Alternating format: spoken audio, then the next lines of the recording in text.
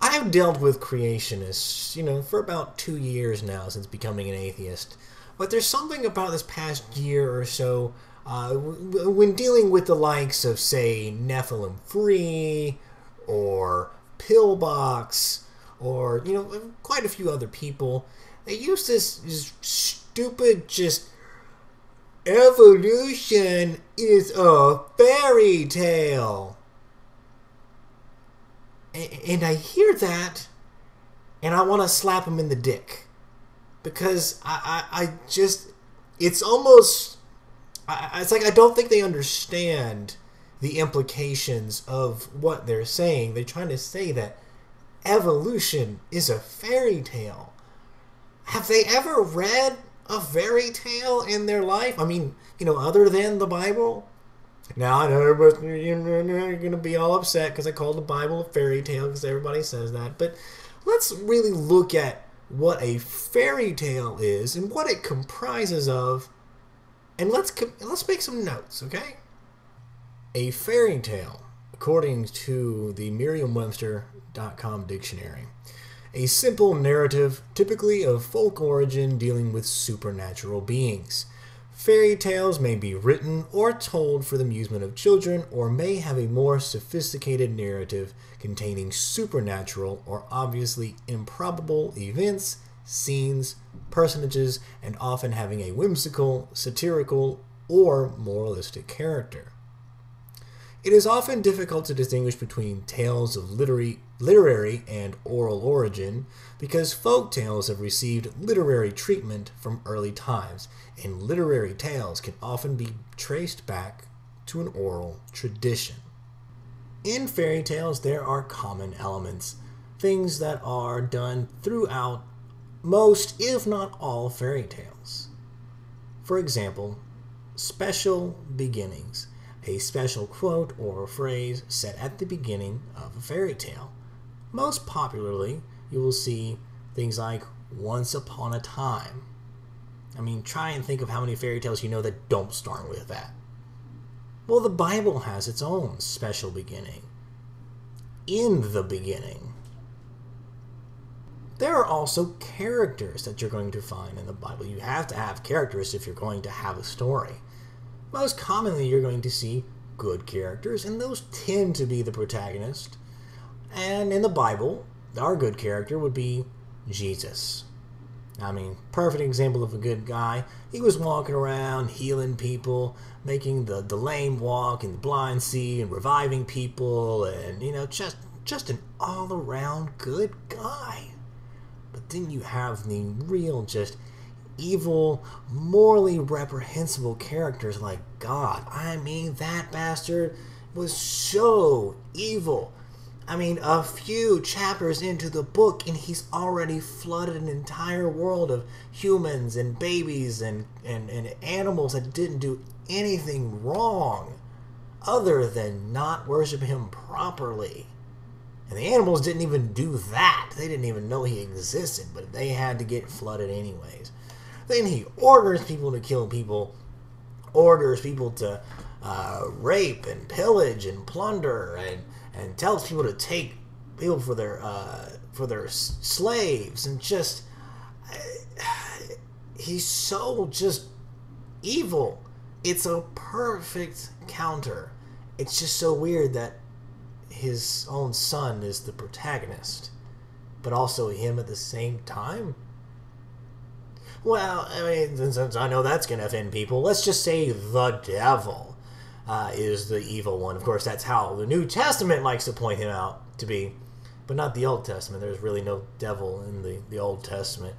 But let's just stick with the devil for now and just move on. In fairy tales, royalty is a very common trope. We've got princes and princesses and kings and queens. They're just everywhere. And then so in the Bible. I mean, there's at least 12, 15 different kings, and most common and most popular you're going to see is King David and King Solomon. But of course, then there's also God, who's the King of Kings and the Lord of Lords. Then you have Jesus, who's the Prince of Peace.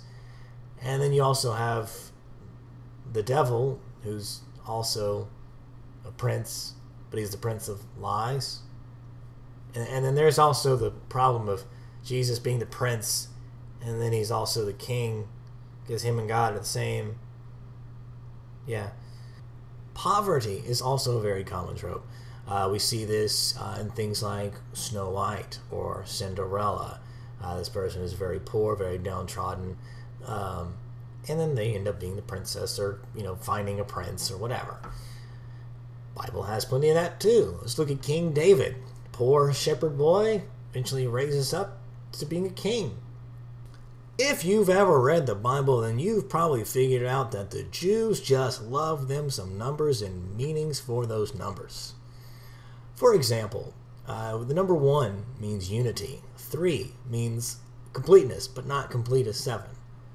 5 means God's grace. 6 generally represents man's weakness, and 7 means like the ultimate incompleteness.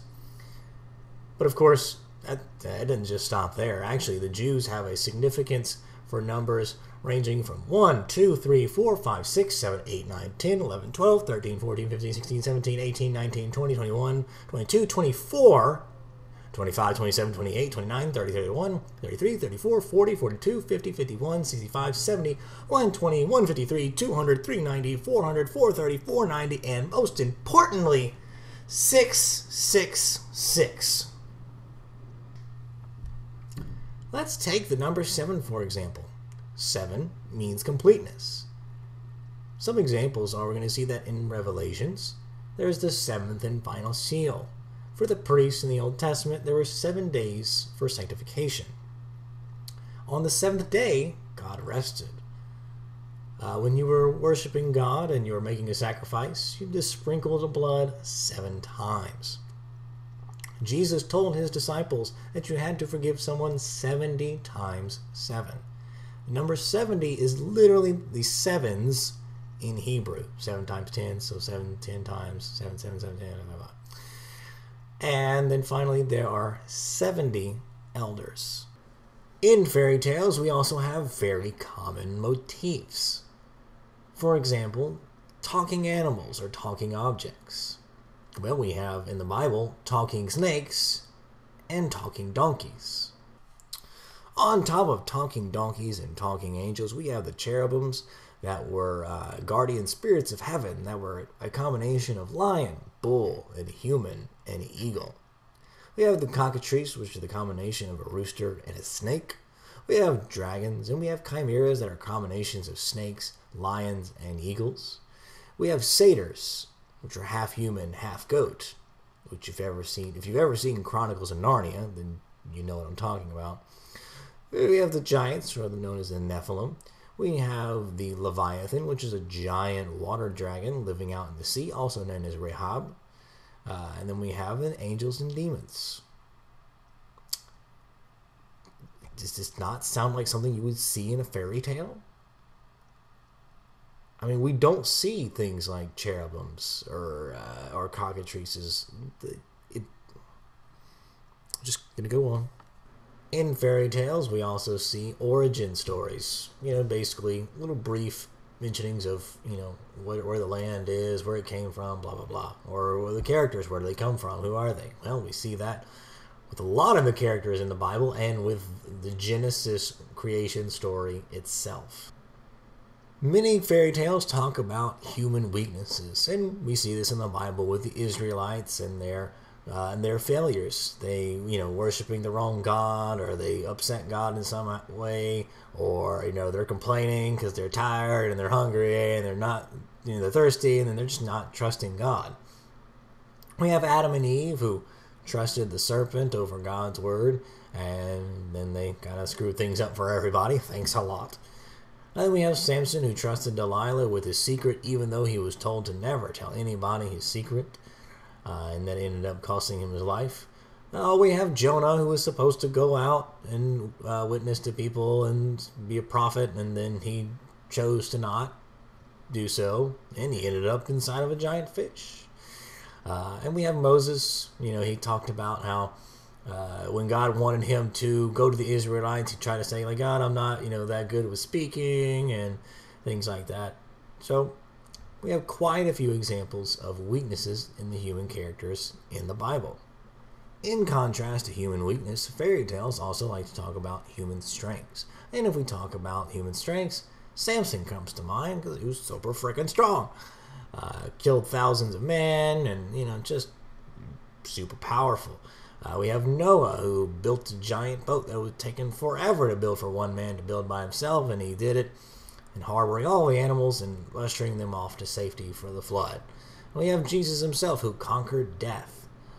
He lived a sinless life, lived perfect life, and he was straight up just a good guy. Those are all great examples of human strength. In fairy tales, we see a common trope of telling tall tales. Telling stories that are just a little bit, if not a lot, out of the scope of things that we would accept in our daily lives. For example, Noah's flood. Samson killing thousands upon thousands of men on his own. And then the finale at the temple where he pushes the towers away, the columns away, and the temple falls. Jonah being in a fish for a few days. Lots of stories are in the Bible that just, you really have to suspend a lot of belief. If you are not convinced that the Bible tells tall tales, let's give some more examples. Magic Man creates the universe. Magic Man creates the earth, and then animals, and then men out of dirt and dust, and a woman out of a rib. Then he creates a worldwide flood. Then he sends himself down as his own son, but as himself at the same time. And this son does things like cursing a fig tree, walking on water, turning water to wine, healing blind, lame people, raising people from the dead. Then when he dies, these zombies rise up that were former Jewish saints. We have then the Magic Man rises himself from the dead, and then he flies. Bippity boppity boop. When you think of magic phrases, bippity boppity boop from Cinderella is a pretty common, at least one. You see the old lady with the little wand, and then all of a sudden, poof, Cinderella has a really pretty dress. But the Bible has magic phrases too. Let there be. In Genesis 1, there are 3 different verses where he starts off with let there be, and then the phrase let thee, is like let the animals, blah, blah, blah, let the oceans, blah, blah, blah. Basically, he has a few starter magic phrases that he starts off with. And you can't have a fairy tale without some monsters in it. And the Bible sure has quite a few of those.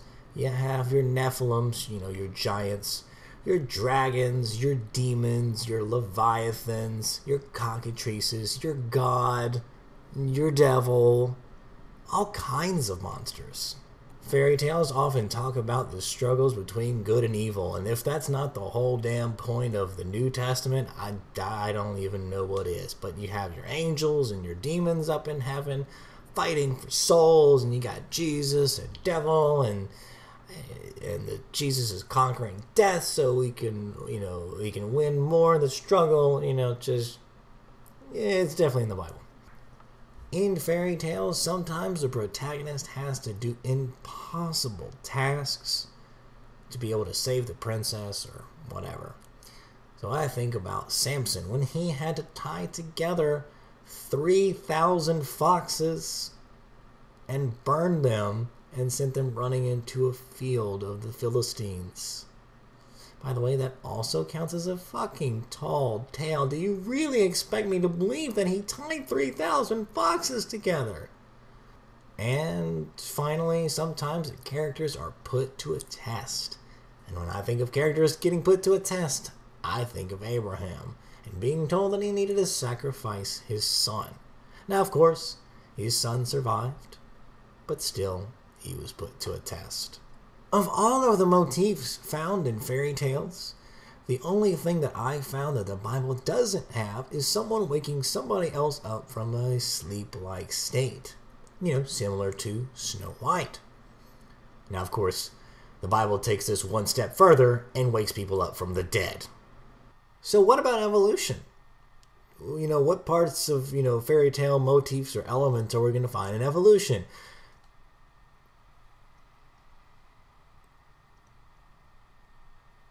I don't, and there's no graphics are coming across the screen. There's nothing like, oh, it's because there's nothing fucking about evolution that's a fucking fairy tale.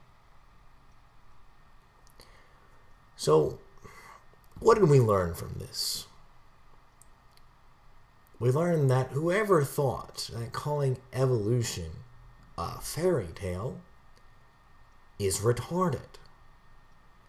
Not only that, it's like they didn't even think about what that says about their Bible, because as I've shown, if there's anything, if we're going to compare the two between evolution and the Bible, you want to know which one sounds most like a fairy tale?